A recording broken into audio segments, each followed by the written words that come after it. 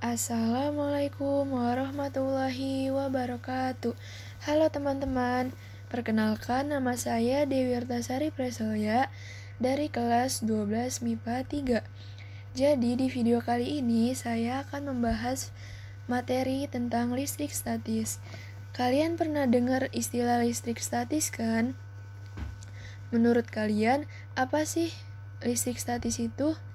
Nah, buat kalian yang mungkin belum paham atau belum tahu sama sekali tentang listrik statis, yuk disimak aja videonya. Listrik statis merupakan salah satu gejala kelistrikan pada suatu benda, namun tidak secara langsung atau benda tersebut tidak dialiri listrik. Listrik statis timbul karena benda-benda yang beraliran listrik saling berpautan tanpa adanya sumber daya listrik. Dengan kata lain, benda tersebut dapat menghasilkan proton dan elektron tanpa menggunakan pembangkit listrik. Nah, di sini juga ada rumusnya ya, teman-teman. Nah, selanjutnya kita perlu tahu sebuah benda tersusun atas atom yang bermuatan. Nah, muatan apa aja sih? Yang pertama ada muatan positif, muatan negatif, dan muatan netral. Yang pertama, muatan positif disebut proton, terletak di inti atom. Muatan negatif dinamakan elektron atau terletak di kulit atom. Yang terakhir, muatan netral, dikenal dengan neutron, berada di inti atom. Muatan-muatan ini disebut muatan listrik, teman-teman. Nah, pengertian muatan listrik adalah muatan dasar yang pada suatu benda hingga dapat mengalami gaya pada benda lain yang juga memiliki muatan listrik pada suatu jarak berdekatan. Muatan listrik disimbolkan dengan huruf Q dengan satuan Coulomb. Misalkan saat kita menggosok mistar ke rambut, awalnya rambut muatan netral. Saat digosok ke rambut, elektron rambut berpindah ke mistar sehingga muatan mistar menjadi negatif. Perpindahan elektron ini menyebabkan perbedaan muatan rambut dan sisir sehingga tidak seimbang. Inti atom terdiri dari proton dan neutron. Sementara elektron bergerak mengelilingi inti atom dalam lintasan tertentu atau berada di kulit atom. Nah, listrik statis ini terjadi karena adanya perpindahan elektron. Benda menjadi bermuatan karena elektronnya dipindahkan dari benda satu ke benda lain. Listrik statis yang memuat muatan positif dan negatif memenuhi sifat-sifat muatan listrik. Suatu atom dikatakan netral apabila jumlah proton di inti sama dengan jumlah elektron di kulit. Dikatakan bermuatan positif apabila jumlah proton di inti lebih banyak daripada jumlah elektron di kulit, dan dikatakan bermuatan negatif jika jumlah proton di inti lebih sedikit daripada jumlah elektron di kulit.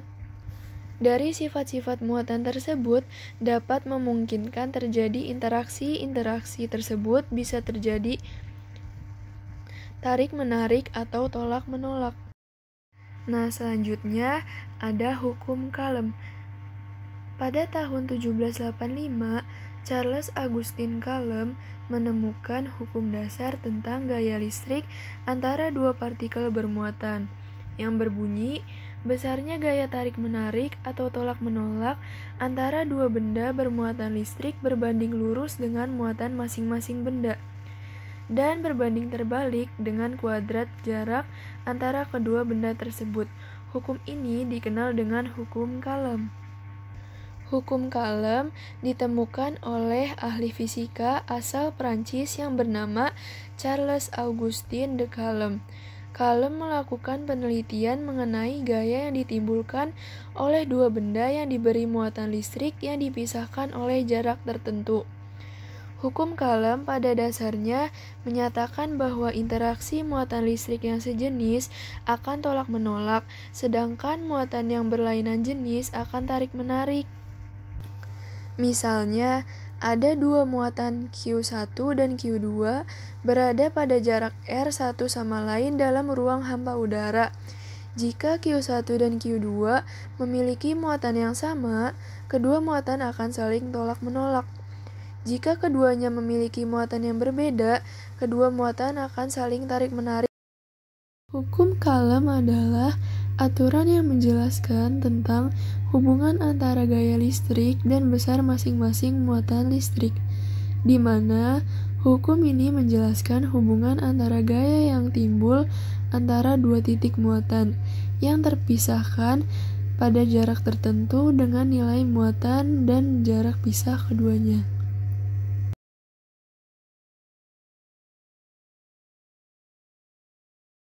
Selanjutnya, cara membuat benda bermuatan listrik. Nah, ada 3 cara untuk memberi muatan pada listrik statis, yaitu pertama penggosokan, konduksi, dan induksi. Nah, yang pertama dengan cara penggosokan. Benda-benda di bawah ini dapat memiliki muatan listrik dengan cara digosok dengan benda lain. Disimak ya teman-teman tabelnya. Nah, cara yang kedua adalah dengan konduksi. Apa itu konduksi? Konduksi adalah mendekatkan benda yang bermuatan listrik ke benda yang tidak bermuatan listrik. Dengan begitu, benda yang tadinya tidak memiliki muatan listrik akan memiliki muatan listrik. Yang terakhir adalah dengan induksi, yaitu memisahkan muatan listrik di dalam suatu penghantar. Caranya adalah dengan mendekatkan benda yang bermuatan listrik ke penghantar yang dinamakan dengan elektroskop. Elektroskop adalah alat yang digunakan untuk mendeteksi adanya muatan listrik pada suatu benda. Untuk dapat menentukan jenis muatan listrik suatu benda, maka harus dilakukan pemisahan muatan dengan cara konduksi, sehingga elektroskop dapat menjadi bermuatan. Nah, selanjutnya ada contoh soal dan pembahasannya nih teman-teman. Yang pertama, soal pertama, dua muatan titik yang sejenis dan sama besar, Ki A sama dengan Ki B sama dengan 10-2C. Pada jarak 10 cm, satu dari yang lain.